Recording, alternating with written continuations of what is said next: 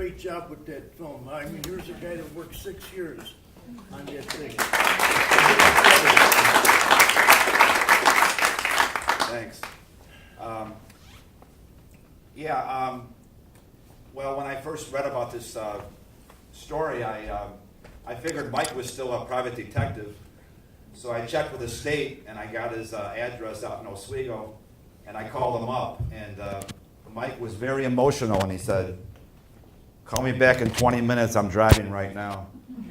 And so we went out and filmed the interview with him. And then I found Ezra Buckner was living down in Hyde Park. And when I went to visit him, he answered the door in his bathrobe. It turned out he had just had an aortic dissection, which almost no one survives. And I said to Mr. Buckner, I said, "I want to talk about Forest Park, but if you don't want to talk about this, I'll leave. I'll never bother you again." And he let me come in, and there was oxygen tanks all over his apartment. And after 30 minutes, he was sucking on one of the oxygen hoses. So I thought I should leave before I committed some kind of crime, I guess. And then I went back to visit Ezra periodically. We became friends. You know, he'd be dressed, he'd be taking walks, he was doing really well. The day we interviewed him, he was promoting a music concert in Hyde Park. It was really kind of a bad day to catch him.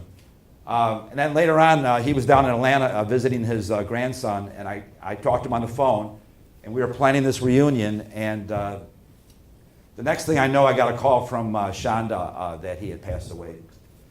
And found she found my name and number in his wallet. So that's how we arranged the reunion with Mike and the girls. So am I still supposed to be talking here? Or you asking a question? I got a question. Oh, go ahead. So, did you think it was going to take as long? And while you were doing it, what were you thinking? And then when it finished, is it something that you would do again? Well, I would never do this again, that's for sure. By the way, my partner here, Deborah Harper, if she could stand up. Deborah was my partner in making the movie. And I have no technical experience. I had no idea what I was doing. So I relied on Deborah and a camera person, Michael Wazenik, who's not here, but his parents are here. And my editor, Melissa Tassoni, another Italian, yes. She did a really good job. But so to answer your question, I'm glad it finally got finished because I'm used to getting things done right away. And for this to drag on for 6 years was very, very difficult. But also gratifying that it's in the Lake Theater. What can I say? Does anybody out there have a question? Go ahead, Mary. Great job on the film. It was really, really compelling. What action did the Forest Park Police eventually take? Well, what happened was Dick Gregory got involved. And by the way, I had 3 face-to-face meetings with Dick Gregory, and I could not persuade him to be in this movie.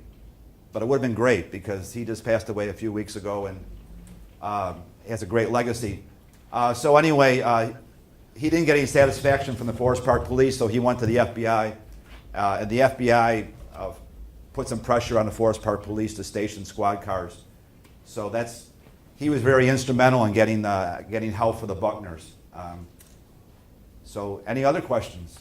Well, A question from Mike? I did all the talking. To elaborate on that also, could you go into a little bit what Mike did to help out in the situation with getting the police involved?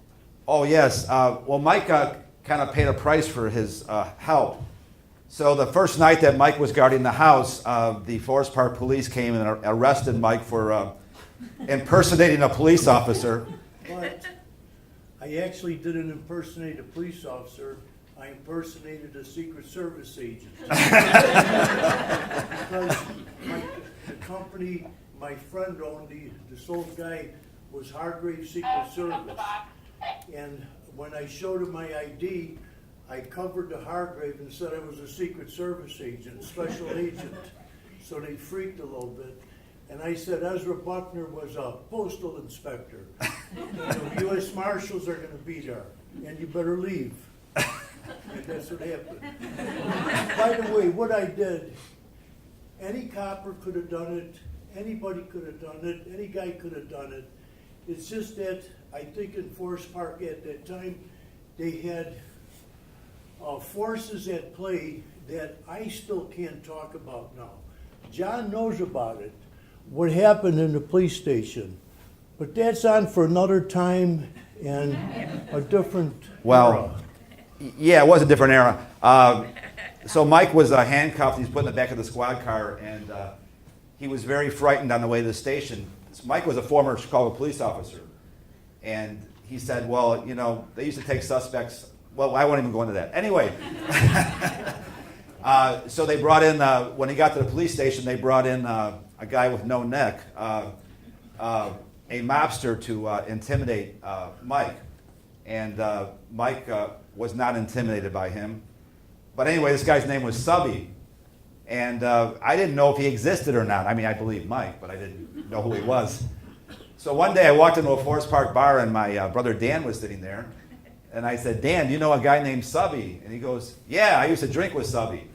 So I got Subby's real name, and I found out he was a bookmaker in Forest Park. And we think that Mike thinks they brought him in because they thought Mike was mobbed up.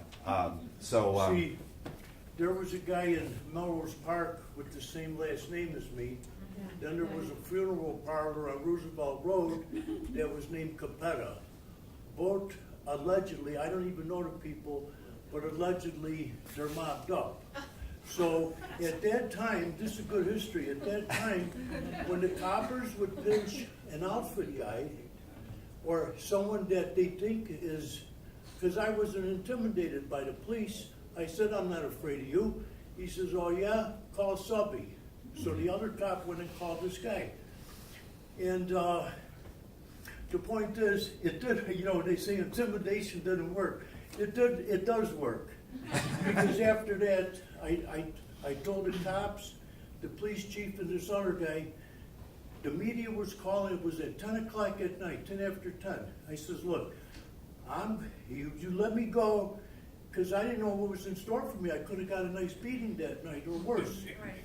But the thing is, I said, if you let me go and everything is over, I'll say we had a security discussion and I was satisfied that it was safe there. Yeah. And afterwards, I had a guy check. I mean, there was not even a squirrel jaywalking on Ferdinand, and there was cops, Forest Parks all over the place. Yes. That's all. Well, Mike also got another call, speaking of the mob. Excuse me. Michael Spilatro called him up, which you don't want to get a call from Michael Spilatro. And he said that Tony Spilatro wanted to talk to Mike, which is another thing you don't want to do. And so Mike went over to Tony's house, and he thought that Tony was going to hit him in the side of the head with a brick, because Tony would do that if he didn't like what you were doing. But when Mike met with Tony, he said, I really like what you did. If anyone bothers you, just let me know. So at least Tony approved of what you did. Well, that's good. Another question?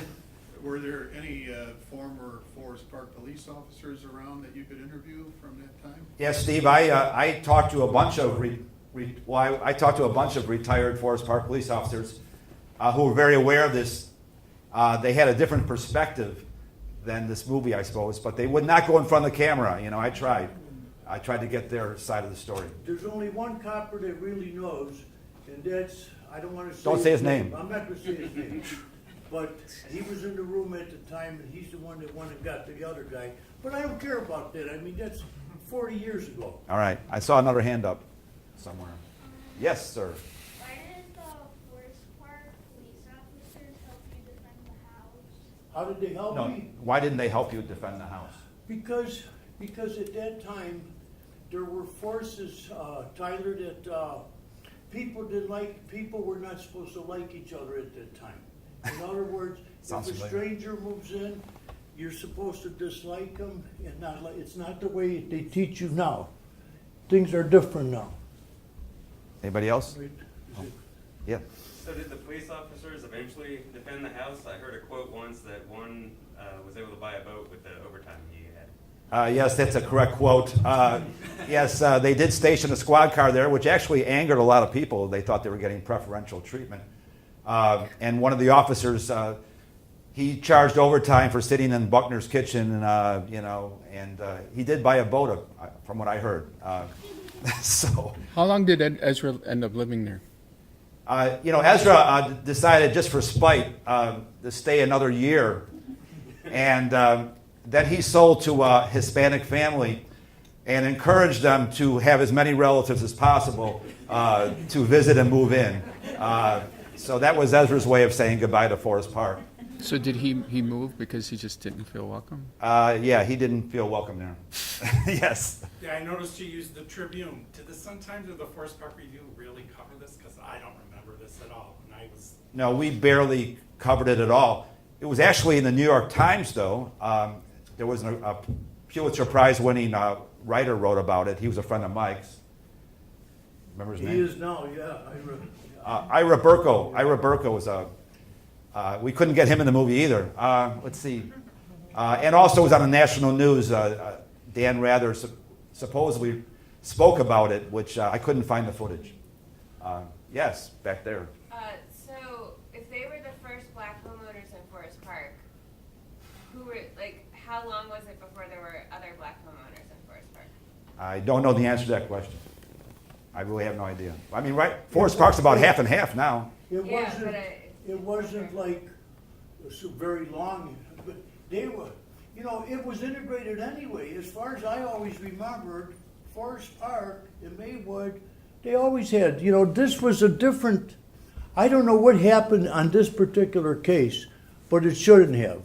It turns out, when I pulled up, the guys, there was only 3 young guys that were standing there. One kid had a rock. There was an old man by the building across the street from him. And then 40 years later, the girls tell me that was the guy that was giving the kids weapons. If I found that out, I'm sorry to say, but the police should have found out too. It was no big, heavy police action. It was like 1 minute of talking, and it was over. Yeah. So. That's all. Any more questions? Yes, Maisie. I really just have a comment, and I just want to thank Mr. Chiappetta, because without people like you, social reform doesn't happen, and other people who are maybe afraid to step forward and help wouldn't have the courage to do it. There has to be a leader. So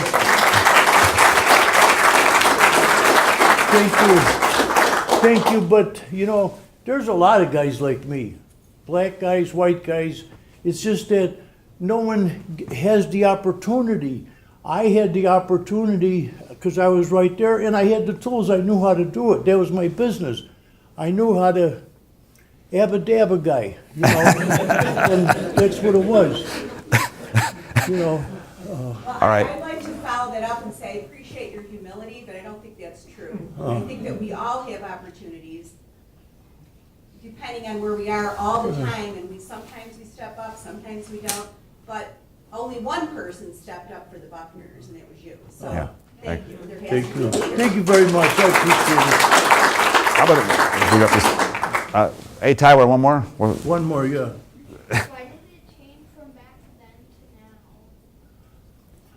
now? I think social media and the instantaneous cameras have something to do with a lot of us calming down our actions in public because they're afraid someone's going to take a picture of it. That's what may have some. I don't think people got any better. People are always the same, but times change. Times change, but the people are the same, I think. Well said. That's it. All right, we're done, right? Yeah. Thank you. We just want to thank Shirley Johnson of Classic Cinemas for bringing the video here for John, and they have a First Tuesday Film Club every First Tuesday. So, Yeah. welcome.